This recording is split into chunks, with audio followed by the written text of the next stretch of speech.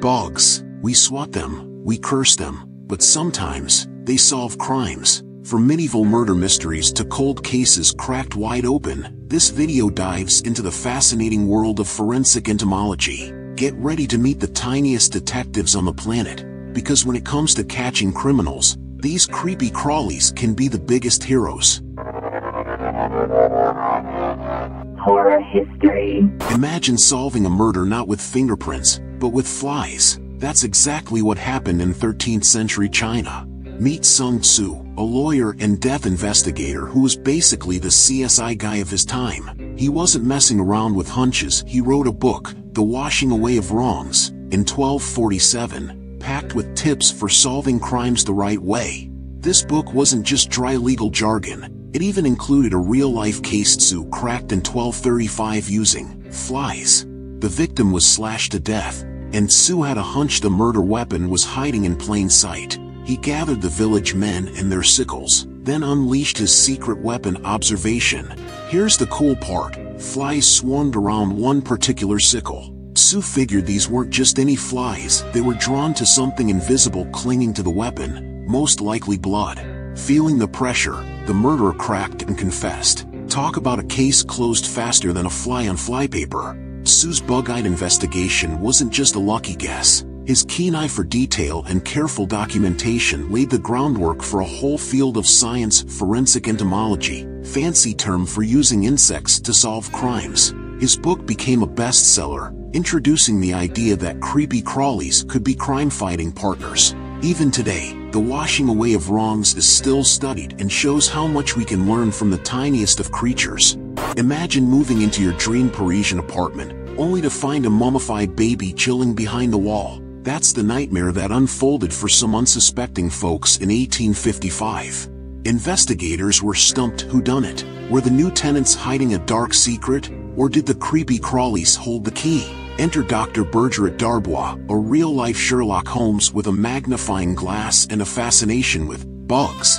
He knew different insects showed up at different stages of decomposition. By examining the creepy crawlies feasting on the unfortunate infant, he could estimate how long it had been there. Here's the twist. The bug brigade revealed the baby had been chilling behind the wall since around 1848, way before the new tenants even moved in. This bombshell cleared their names and pointed the finger at the apartment's residents from way back. Thanks to Dr. Bug Whisperer, the real culprits were caught, tried, and convicted. Talk about justice served style. California, 2004. Vincent Brothers, a picture-perfect husband and father, is suspected of wiping out his entire family, wife, kids, mother-in-law, a horrific crime. But Brothers has an alibi, an ironclad one. He claims he was visiting family in Ohio.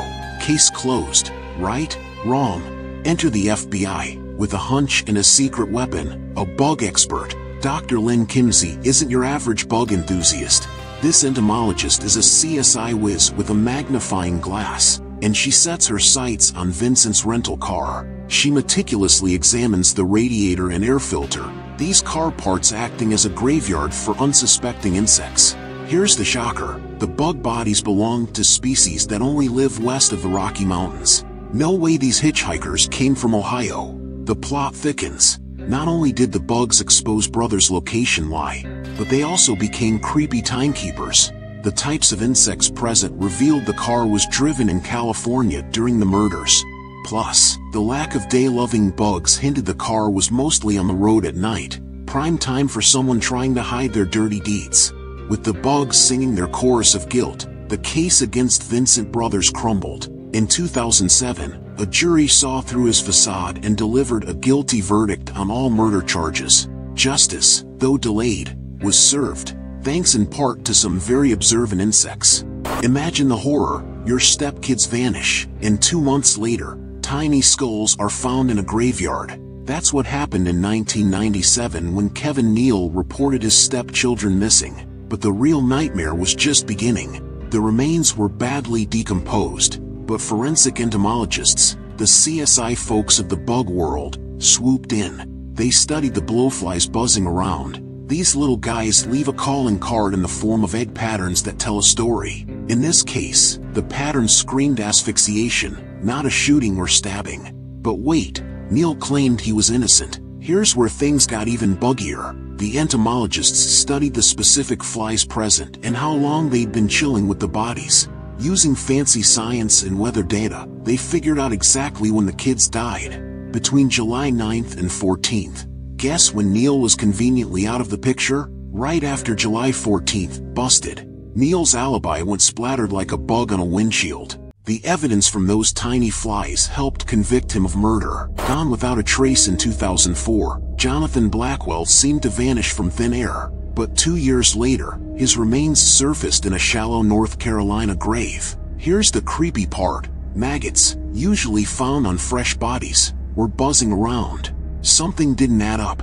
Wes Watson, entomologist. He analyzed the maggots and dropped a bombshell. Blackwell wasn't buried there first. His body was likely stashed elsewhere, then moved to the shallow grave. The maggots only showed up because the body was disturbed, not because Blackwell just died. This revelation was huge.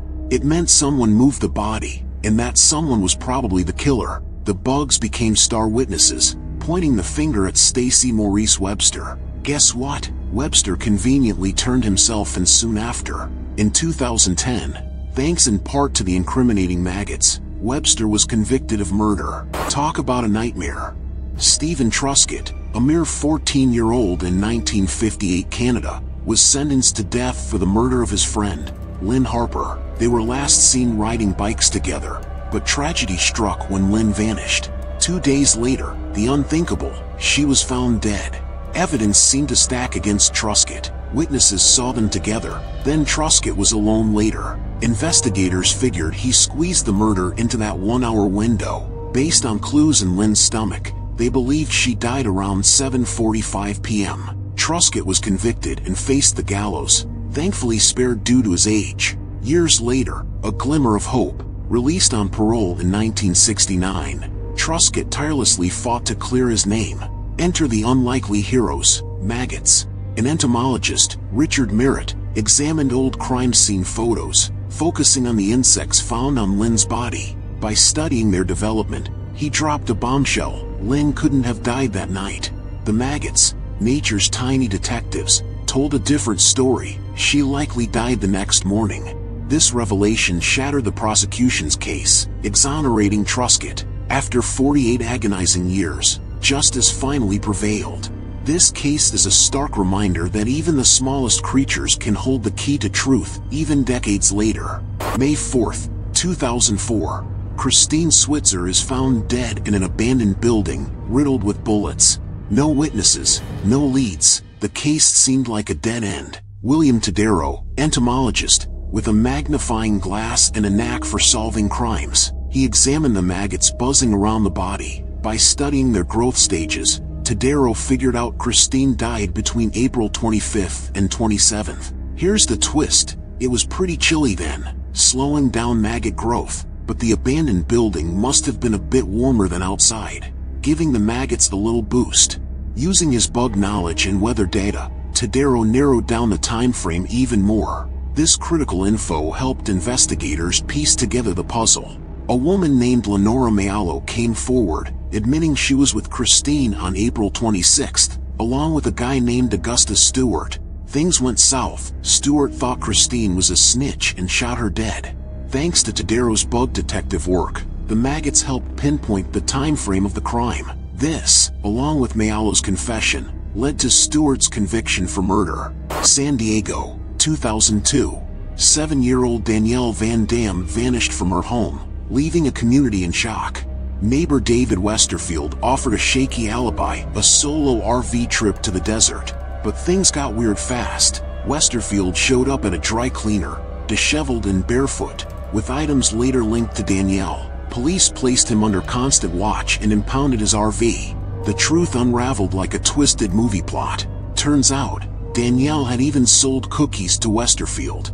Then came the gut punch, child movies found in his house. As blood evidence connected Danielle to Westerfield's RV and clothes, the net closed in. The search for Danielle dragged on, hope dwindling. Tragically, her body was found east of San Diego, but the fight for justice wasn't over.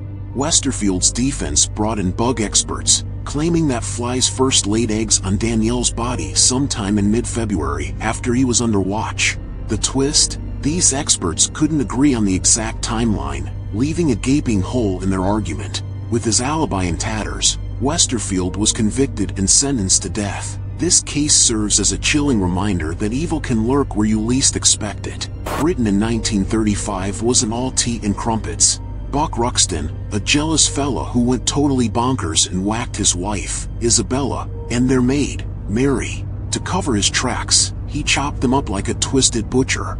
Big mistake, bucko. The police found the body parts, but with no clear timeline, Ruxton thought he was in the clear. Wrong again. Dr. Mearns, the coolest bug doc ever. He analyzed the maggots on the remains, those little squirming detectives. These weren't your average garden maggots, they were bluebottle larvae, and they had a secret to tell. By studying their life cycle, Dr. Maggot figured out exactly when the bodies were dumped. This blew a hole in Ruxton's alibi bigger than Big Ben. Thanks to the creepy crawlies, the jig was up. Ruxton was found guilty and enjoyed a one-way trip to Hangtown. This case was a first for Britain, using maggots to solve a murder. Shafilea Ahmed's story is a tragic reminder of clashing cultures. At 17, she rejected an arranged marriage, a decision that would change her life forever. In a desperate act of defiance, she even drank bleach. But Shafilea survived, only to face a chilling reality. When she vanished, suspicion fell on her family. By analyzing tiny insects on Shafelea's remains, the grim truth emerged: she died shortly after disappearing, shattering her parents' claims of her running away. An even more devastating revelation came to light. Shafelea's own sister bravely spoke out, exposing a dark family secret.